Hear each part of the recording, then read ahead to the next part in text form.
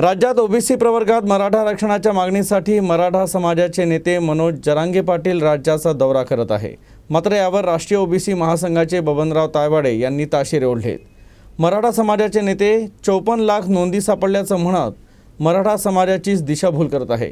या नोंदी ज्या कागदपत्राआधारे सापडल्या त्यासाठी राजपत्र काढावं लागतं, ते निघाल्याशिवाय प्रमाणपत्र देऊ शकत नाही असं सांगत तायवाडे यांनी निशाणा साधला। तर मराठा आरक्षण आताच हवं असा आग्रह देखील चुकीचा असल्याचं ते म्हणाले।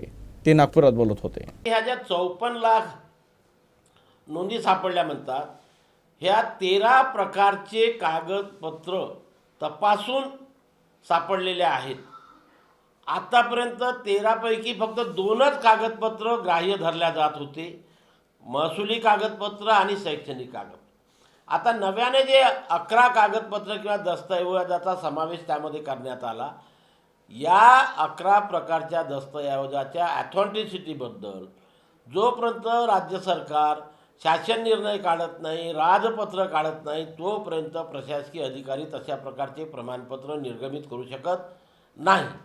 आणि त्या 11 प्रकारच्या दस्तऐवजाला मान्यता देण्याचं काम सरकार करते आहे, त्याला वेळ लागतो आहे। आता आक्षेप मागितलेले आहे, ही एक प्रक्रिया त्या ठिकाणी सुरू आहे।